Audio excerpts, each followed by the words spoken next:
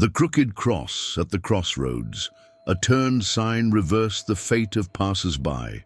Do you believe that a simple gesture can change the destiny of an entire city? A wooden cross, planted in the dry ground of a forgotten road, had stood there for generations. No one dared touch it. They said it protected the paths, that it kept destinies aligned. But one rainy morning, a truck driver, unaware of the story, saw the fallen cross and tried to help. He lifted her up, but he put it the other way, around. And that's when it all began. Clocks stopped, animals went crazy, lives were changed, as if every step taken on that road was turned inside out. This is the story of a village whose fates were turned upside down because of a forgotten promise and a reverse symbol. If this story already gave you goosebumps, imagine what's to come. So leave a like, subscribe to the channel, and come with us to discover what happens when someone messes with something that should never be touched. There are places in the world that seem to have been forgotten by time. Small villages hidden among silent mountains, where the clock of modernity seems to tick slower, or not at all. And it was precisely in one of these places that it all began. A village with no name on the signs, with a potholed dirt road, non-existent cell phone signal, and houses so old they hold more stories in the cracks in their walls than any dusty library book. The road that cuts through the village is unique, coming from nowhere and going nowhere. It winds between dry fields, rotting wooden fences, and the twisted branches of ancient trees.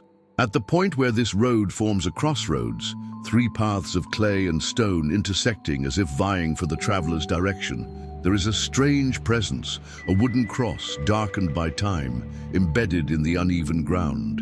There is no sign, no name, no explanation, just it, always there. No one in the village knows exactly who first placed it there.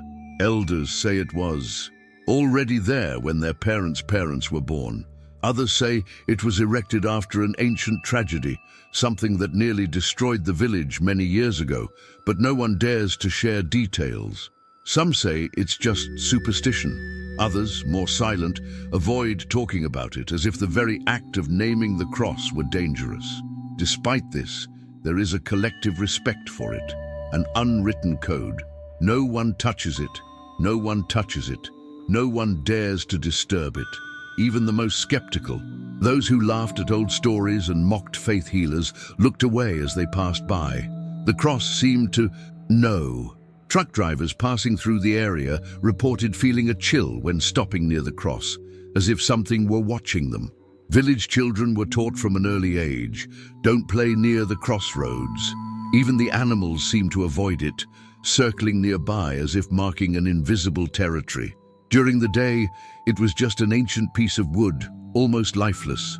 But at night it seemed to grow. It cast shadows larger than its size would allow. Shadows that seemed to move, even when the wind wasn't blowing. The village lived in a strange balance. Nothing particularly good was happening there, but nothing particularly bad either.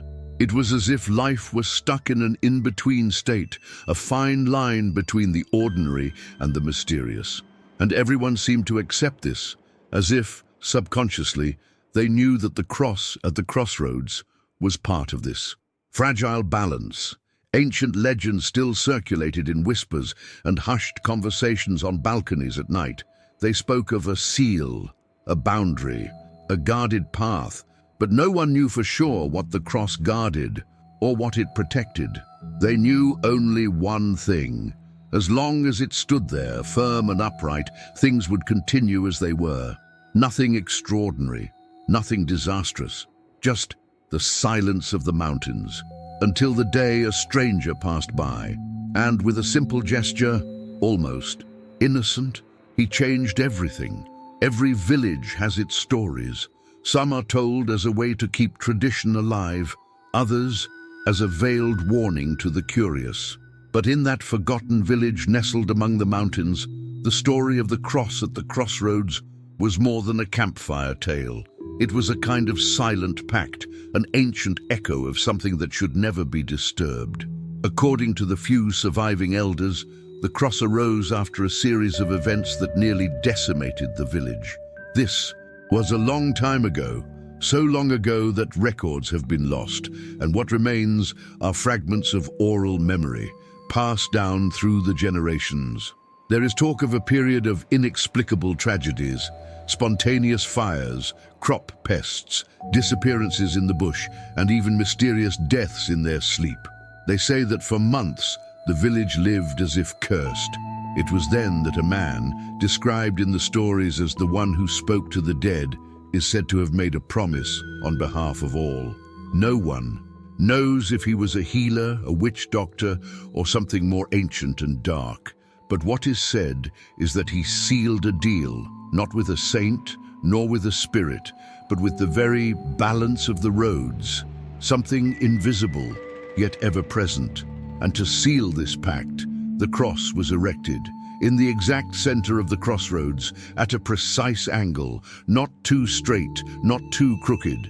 They said that, in that position, it kept what was inside, and what came from outside, away. The cross was not a simple religious symbol. It was a spiritual marker, like a compass for the paths of destiny. The elders used to say, as long as the cross points upward, the paths run straight. This meant that the village's decisions, the residents' steps, the accidents of everyday life, everything flowed within an invisible balance.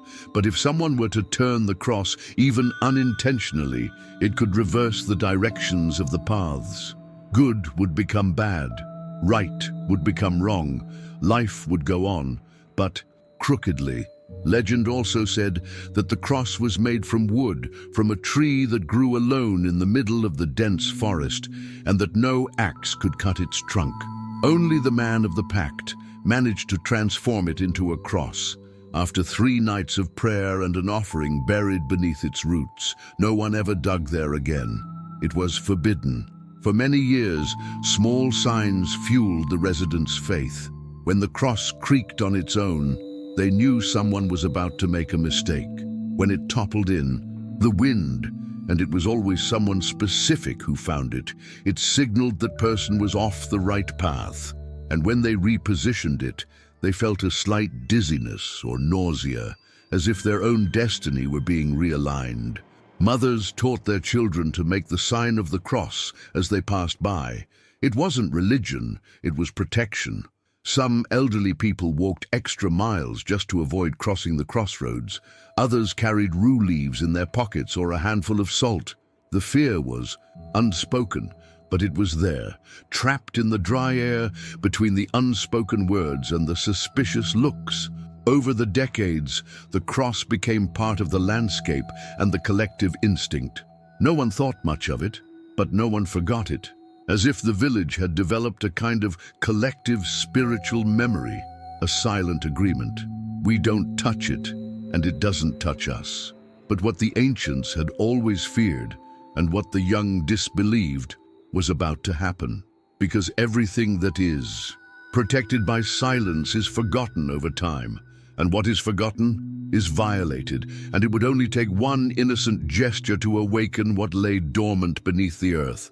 A simple gesture, a good intention, and an unforgivable mistake. It was one of those nights when the sky seems to weigh down the earth. Heavy clouds covered the mountains like dark cloaks, muffling any sound of nature.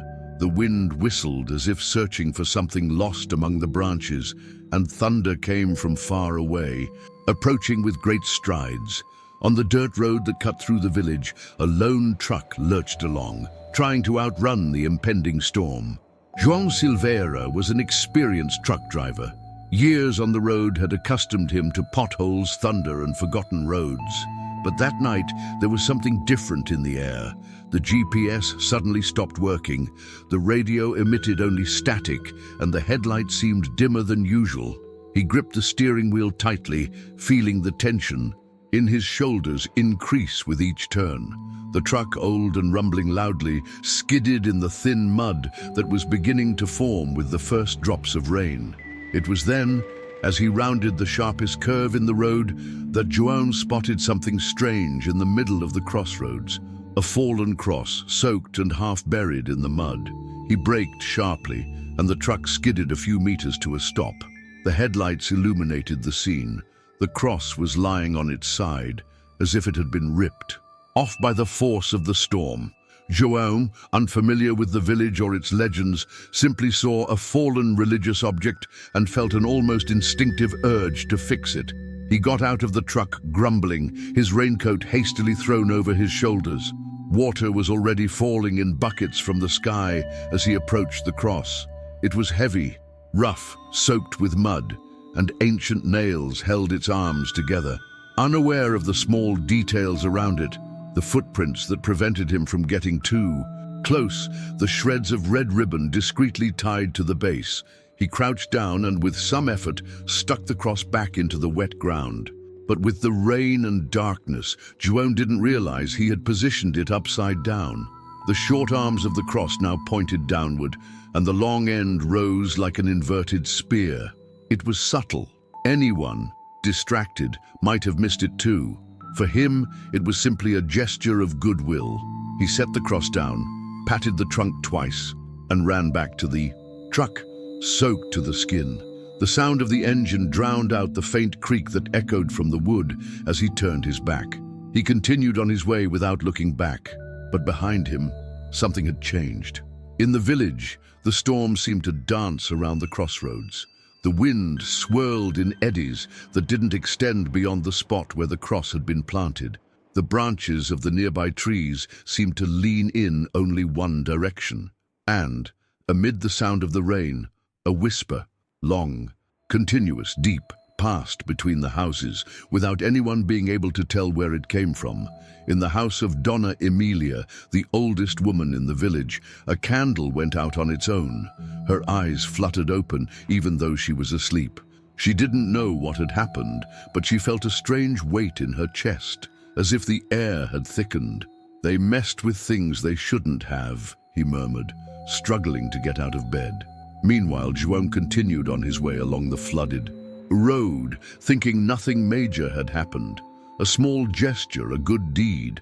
But in places like that, good intentions aren't always enough, because there are crosses that were never meant to be touched. There are positions that should never be reversed. And there are paths that, once twisted, never return to the same path without a price. The rain stopped shortly after midnight, as if it had merely covered something that needed to be done. And now, with the cross planted upside down, silence fell heavily over the village. It wasn't an ordinary silence, the kind that precedes sleep or accompanies the dawn. It was a thick, suffocating silence, as if the air had lost its natural sound. Even the crickets, ever present on country nights, had disappeared. The first to feel it was Donna Emilia. He woke with a sharp pain in his chest and a metallic taste in his mouth. He walked to the window, pulling back the curtain with trembling hands. The sky was clear now, but the moonlight seemed filtered by a thin mist that came not from the ground, but from above. He looked at the wall clock and was startled. The hands had stopped, exactly at 3:33. The ticking that had lulled his dreams had disappeared. Strangely, the kitchen clock had also stopped at the same time, and the one on the old toolbox, stored in the cupboard, read 3:33. The house next door, where Mr. Manuel lived, witnessed a different scene. The chickens began to struggle inside the coop, as if being attacked by something invisible. There were no foxes, no noise, only the sound of violently beating wings and a strange smell in the air, like wet sulfur. Manuel ran to the backyard with a flashlight, but as soon as he shined it into the coop, everything stopped. Absolute silence. The chickens were alive but still, staring at the back fence as if hypnotized. At the other end of the village, Donna Rita's dogs began to howl. First one, then another, and soon 3 more, barking into space, all facing the same direction, the side of the road where the cross stood. And it wasn't just any howl. It was a melancholy, long sound, like a lament. Rita tried to calm them, but they wouldn't be touched. They seemed in a trance. When one of the dogs finally lay down, she noticed it was trembling all over, and that its eyes were red, not with blood, but as if reflecting some light she couldn't see. At the bar in the square, where 3 young men were still playing cards with cachaça, the light flickered 3 times before going out completely. One of them jokingly said, "It's a soul passing by." They laughed, but seconds later, the switched-off TV made a dull sound, as if someone had knocked on it from the inside. The 3 fell silent. One of the young men got up to check the wires, but as he approached the set, he heard a whisper coming from the switched-off radio next to it. It wasn't in Portuguese. It was something murmuring, nonsensical. They left the bar and locked the door without saying a word.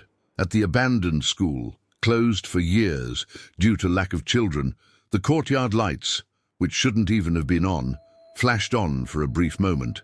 A faint greenish glow illuminated the rusted toys and broken windows.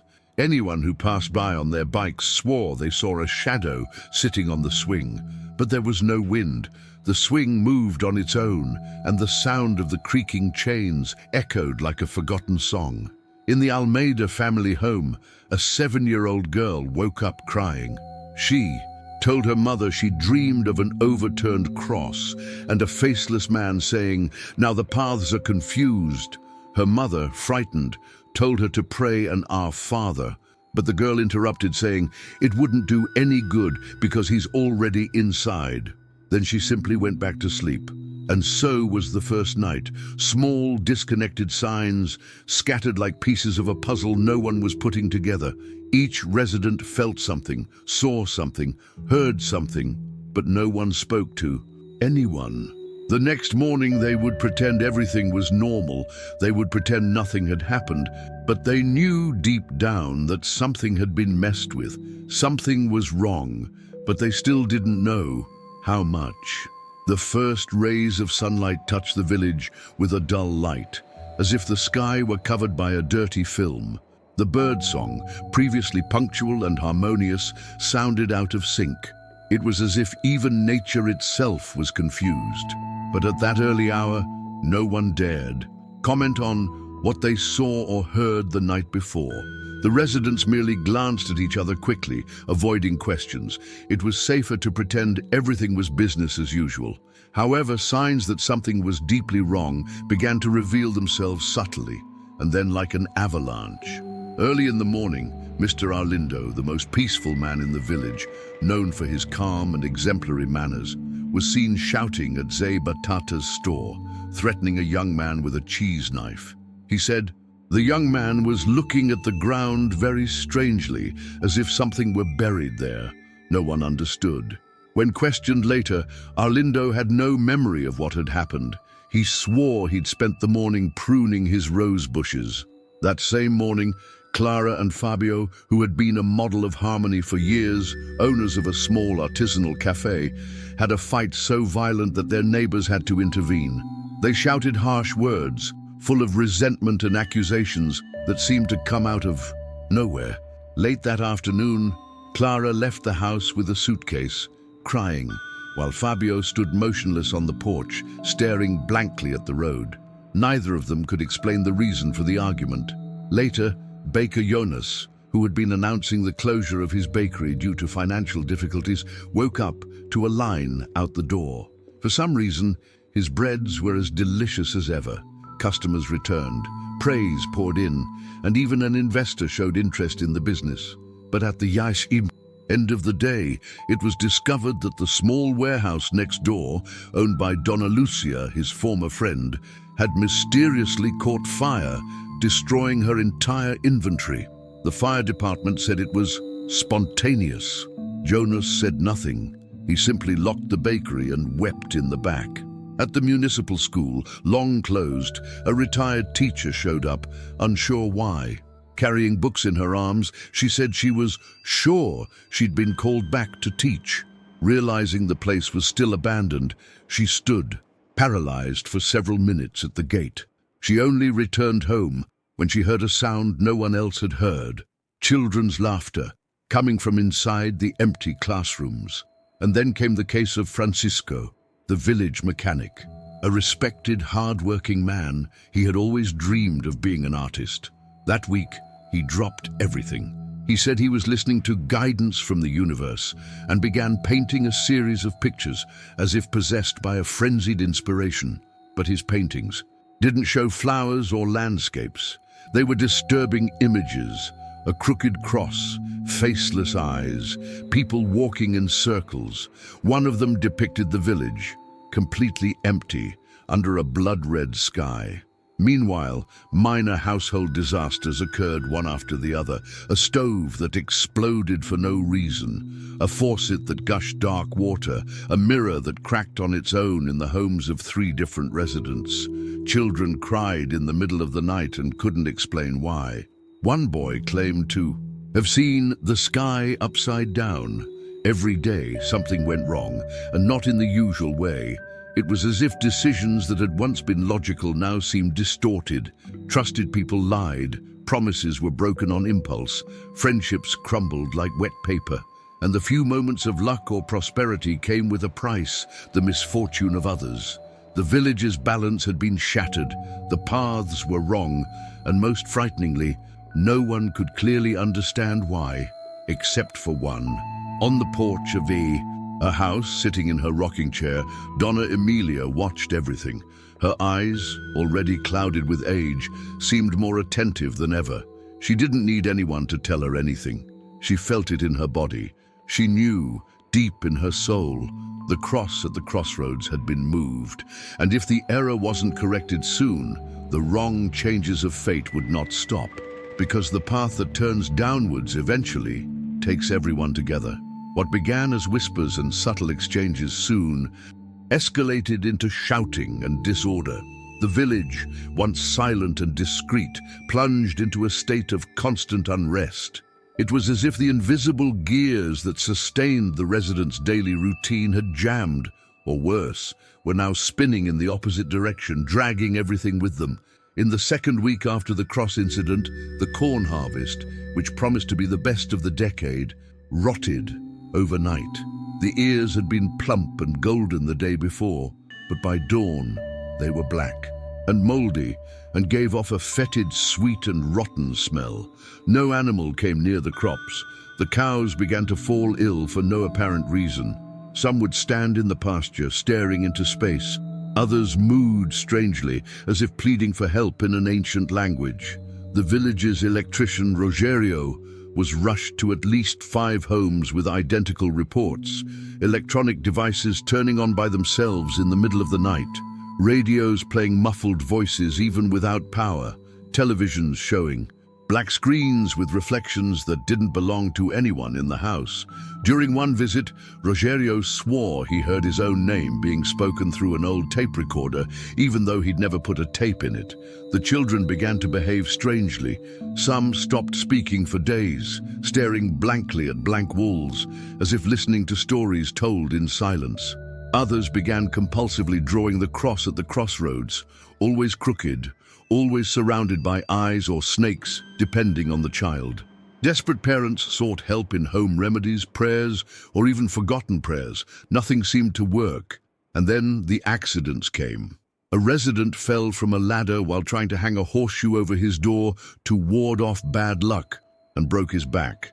An out-of-control car, with no one at the wheel, careened down the main street and crashed into the village chapel, ripping off the doors. The local priest, who rarely appeared, left a short note before leaving. "There is no more protection here." The early mornings became the most dreaded times. At 3:33 a.m. sharp, the clock stopped. Every night, some residents began staying awake to watch the phenomenon unfold, and always at that exact time, something strange would happen. Doors creaked without wind, pictures fell from the walls, lights flickered, or most frequently, whispers echoed inside the houses, calling out residents' names. Not everyone heard, but those who did changed. They became quieter, sadder, as if something had entered their ears and taken up residence within them. Donna Emilia, isolated on her balcony, could no longer sleep. She spent her nights with her eyes open, murmuring words in ancient Latin and burning herbs that hadn't grown there for many years. She knew the cross had been turned, but she still didn't know by whom. However, more disturbing than the events themselves was the collective sense that this was no mere coincidence. It was as if a veil had been torn away, revealing a hidden layer of reality, and now nothing could be ignored. The cross itself seemed to have life. Those who passed by it, and few still dared, said its shadow shifted, that the scars on the wood were deeper, as if rotting from within, and that a very low, almost imperceptible hum could be heard as one approached. It was like the whisper of hundreds of voices, but none of them human. The village became a place where time failed, decisions erred on their own, and feelings became distorted. No one knew right or wrong anymore. Doubt reigned, and at the heart of this disorder, everyone sensed an invisible epicenter, the crossroads. The unrest could no longer be contained with silence, fear, or old superstitions. It was like a collective fever, a curse that pulsed with a life of its own. The village was sick, and if no one healed its root, it would die. Or worse, it would become unrecognizable. But among them all, only one person still remembered something no one else knew, and she was about to tell them. It was as if the village's time was split in two, the time before the cross turned and the time after. But only one person knew, with absolute certainty, that what was happening now had already happened. Donna Emilia wasn't just a woman with a drawl and glassy eyes. For those who wanted to see beyond appearances, she was always more. Born right there, high in the mountains, she was almost 90 years old, though her age was a mystery to many. No one remembered seeing her leave, nor seeing her arrive. She was always there, a part of the village, like the crossroads, like the cross. As a child, Emilia used to run through the fields barefoot, her head full of stories. Her grandmother, a woman with deep roots and prayers in forgotten languages, was the one who told her about the promise made by her ancestors, the agreement of silence, and the true reason for the cross. Back then, no one listened to the old women's stories. But Emilia remembered, and now the images returned with frightening clarity. She was 8 years old when she saw the cross placed for the second time. Yes, the second, because, according to her grandmother, the first cross had been burned by a man from outside. A curious man. They said he mocked the village stories, ripped the cross down with an axe, and walked away laughing. That night marked the beginning of the time of wrongful exchanges, people killing each other for no reason, cows being born with two heads, women disappearing out of nowhere, and returning later without even remembering their own names. A horror that only ceased when the new cross was erected, made of wood, taken from the heart of a tree no one dared touch. And to fix it there, a ritual was performed, a seal, an oath.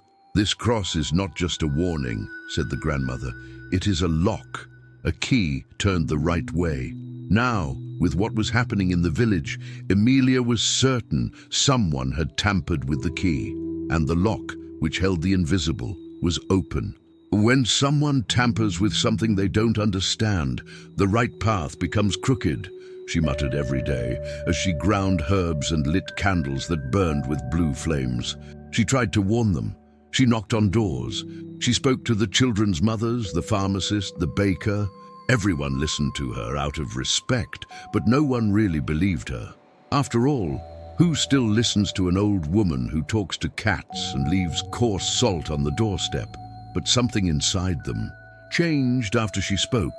They wouldn't admit it, but they locked their doors more closely at night. They prayed quietly, something they hadn't done in years. One night, while combing her long white hair in front of the mirror, Emilia saw something that froze her blood. Behind her, reflected in the glass, the cross at the crossroads, upside down. It was there, inside the house. She didn't scream. She simply got up, grabbed her grandmother's rosary, and lit a black candle, which she kept for extreme cases. It was the sign. The same one her grandmother had described. The crooked cross begins to appear in dreams, in windows, in mirrors. The next morning she went to the crossroads. The place was strange, too damp, as if the ground breathed. The cross, there it was, upside down, crooked, and to her horror, with finger marks dug into the wood as if someone or something had gripped the trunk furiously. But now she knew what to do. The only chance to restore balance would be to repeat the original ritual. But to do so, she would need the help of someone who had touched the cross, someone who had unknowingly opened the door. Only then would it be possible to close it completely. So, she waited, because destiny, no matter how messed up, always returned to its original point. And that man, the one who became the cross, would return. It was only a matter of time. And time, that was what the village no longer had. 2 weeks after chaos gripped the village, a blue truck, covered in dried mud, reappeared on the dirt road as if guided by something other than a compass or memory. It was the same vehicle that, weeks earlier, had passed through the crossroads during the storm. The same one that, unknowingly, had sealed the village's fate with a simple, misdirected gesture.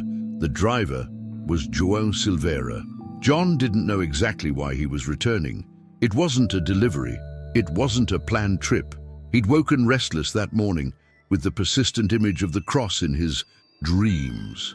In recent days, he'd had strange nightmares, all with the same scenario: twisting roads, compasses spinning endlessly, and always, in the background, the crooked cross, dripping something dark. He couldn't bear it.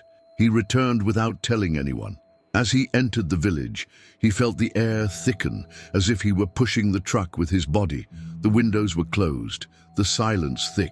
The colors of the village seemed washed out, as if reality had lost its luster. He parked near the square and walked hesitantly to the store. There, he found only old Amelia, sitting in the shade, a gourd in her hands, and a gaze that seemed to pierce through flesh. "It was you," she said before he could say anything. João stopped.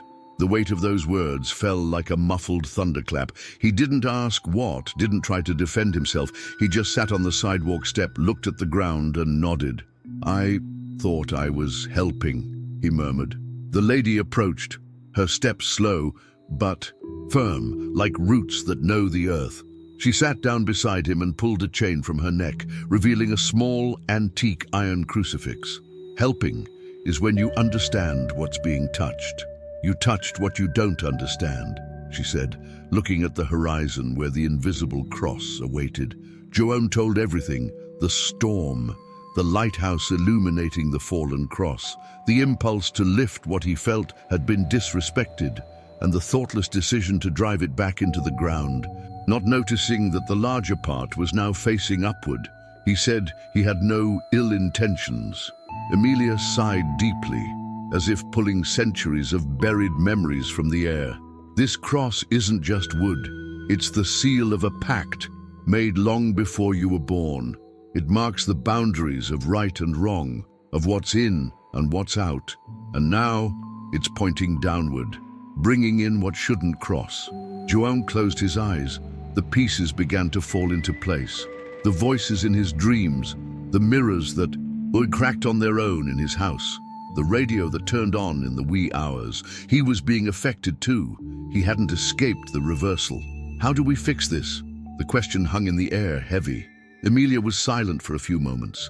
Then she looked at him with the seriousness of someone who has buried many and seen others go mad. "It's not fixed. It's rebalanced. It's given back what was taken, but not without cost." The two walked together to the crossroads. The few villagers who still ventured, outwatched from afar, silent. It seemed as if something was about to happen, and even the village dogs fell silent. When they reached the cross, John stopped before it. It was exactly as he had left it, firmly in the ground, but upside down. The wood seemed darker, with small cracks appearing all over its surface. A faint metallic smell hung in the air, like oxidized blood, and for a second, John thought the cross was pulsing. "We'll undo it," Amelia said, "but it has to be done right, and you have to be here." She began drawing symbols with coarse salt around the cross, forming a circle. She lit small candles made from old tallow and pulled out a grubby cloth with Latin inscriptions that only she could decipher. Meanwhile, João, with trembling hands, dug into the earth around the base of the cross. "When I say so, you spin," slowly, without breaking. He nodded, his heart pounding like a drum. "What if I make a mistake? Then the crooked path will be the new right one, and all will be lost." The afternoon fell slowly, tinting the sky with shades of rust and grey. An uncomfortable silence hung over the village. Not the usual silence of lazy afternoons, but a dense silence, like that of a room awaiting sentencing. People avoided leaving their homes, the windows were closed, and the few voices that could be heard came muffled from behind the curtains. It seemed as if even the village breathed with fear. It was then that he returned. The truck driver, Juan Silveira. For weeks, his face had refused to leave Donna Emilia's thoughts. She didn't know his name, but she remembered his confused eyes, his hurried gesture at the cross, the strange presence that invaded the village soon after he passed. And that afternoon, as if guided by something invisible, he returned. Not of his own free will, he would say later, but out of an inexplicable anguish, a sense of debt that pulled him back to that forgotten road. The truck parked in the same spot as last time. João got out slowly, his face tired, his body thinner. He barely recognized the place. It was as if the village had grown old in a short time. The air was heavy, the ground damp even without rain, and the eyes hidden behind the curtains carried a mixture of fear and hope. Donna Emilia was waiting for him, sitting on a tree stump beside the road, as if she knew exactly when he would arrive. When he saw her, a chill ran down his spine. She stood up without a word and motioned with her hand, asking him to follow her. And he followed, as if he had no choice. They walked to the crossroads. The place seemed wrong. The cross, still stuck in the mud, was covered in dark moss, and the wood creaked even without wind. João looked at it strangely. "I just wanted to help. It was down." Emilia nodded slowly. "You turned the key. You opened what was sealed."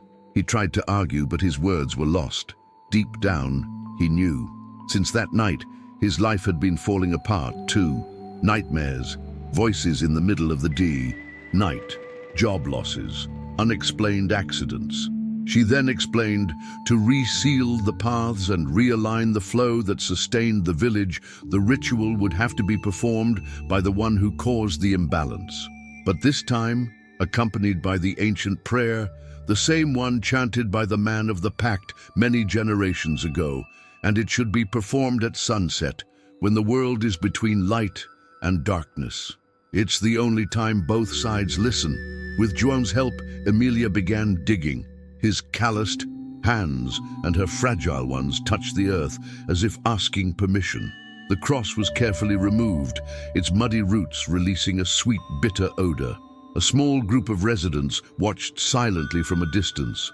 No one dared get too close. They knew this was no longer just wood. Donna Emilia began to chant the prayer, a mixture of Latin and ancient words that not even she fully understood. Her voice was low but firm. Each verse seemed to weigh heavily on the air.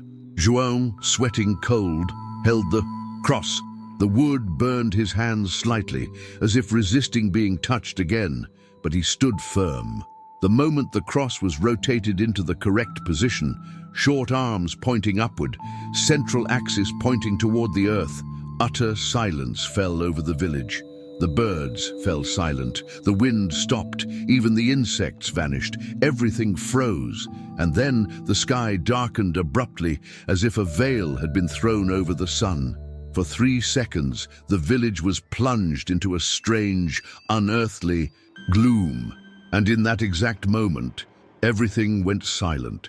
It wasn't the silence of fear, it was the silence of absolute emptiness. Not even the sound of one's own heart could be heard, as if time had stopped to listen to what was being corrected. As the last verse of the prayer was recited, a gentle wind began to blow, not cold, but warm, comforting. The branches swayed gently, the cross creaked and steadied.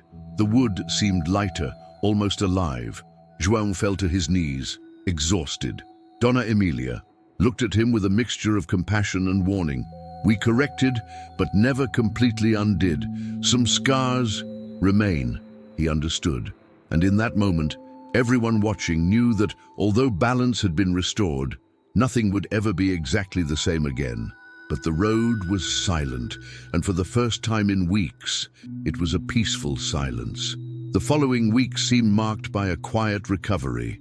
The village, previously suffocated by disorder and the invisible whispers of the night, began to breathe again. Little by little, things returned to their original form, but never quite as before. The roosters began to crow again in the mornings. The hens, which had stopped laying, resumed their cycle. The corn sprouted again, albeit more timidly. The children stopped drawing eyes and crosses on the walls, and some even started playing in the street again. The tower clock, which had stood still for days, resumed its ticking in the early hours of the morning following the ritual. And when it struck 3:33, for the first time in a long time, nothing happened. On the outside, everything seemed restored, but for those who paid attention, the signs were there, discreet, subtle, ingrained in everyday life. Donna Emilia, for example, was never seen outside her home again. Some said she fell ill, others said she had fulfilled her mission and withdrawn into the world within. Her figure could only be seen behind the curtains, sitting motionless in the same chair. Sometimes, at night, a bluish light pulsed from inside her room, like a candle that refused to go out. João Silveira, the truck driver, left the village 2 days after the ritual, but something remained with him. They said he was never the same again. Some residents who met him in neighboring towns reported that he no longer drove at night, that he always carried a small wooden cross hanging from his rearview mirror, wrapped in a string of coarse salt braided with red thread, and that he avoided at all costs any road that led into the mountains. In the village, a child, the daughter of Clara and Fabio, who no longer reunited, began to dream every night about the cross. Not of it upside down, but of it floating in the air, rotating slowly, silently. The girl said she sometimes saw things behind the cross, different paths, ruined houses, sad versions of the village she knew, as if the cross were a window or a distorted mirror of possibilities. And one morning, waking with tears in her eyes, she murmured to her mother, "The cross holds everything we cannot see." Some residents began leaving small objects at the base of the cross, sprigs of rue, old coins, anonymous letters. No one matched. It was as if a new silent pact had been born, not of superstition, but of respect, of remembrance, and of fear. A healthy fear, one that keeps one's feet on the ground and one's hands away from what one doesn't understand. And as for the cross, it remained, firmly planted in the center of the crossroads, now with deep cracks running along the wood, like scars. In the sunlight they were inconspicuous, but at night they reflected the moon as if damp, as if bleeding slowly in another dimension of time. Some said it was just aged wood. Others said it was the village's memory carved into the trunk, silently crying out so no one would repeat the mistake. And there were those who swore that if you pressed your ear to the cross in the middle of the night, you would still hear the whisper, but no one else tried. Life went on. Differently, yes, but it went on. The village regained its forgotten place on the map, lost among mountains and silence. Outsiders rarely appeared, and when they did, they quickly left. Perhaps due to the lack of cell phone signal, perhaps due to an older premonition. The cross at the crossroads was still there, always a little crooked but never upside down again. And maybe that was enough, because sometimes maintaining balance doesn't mean erasing what's been done, but rather learning to live with the scars of what can't be undone.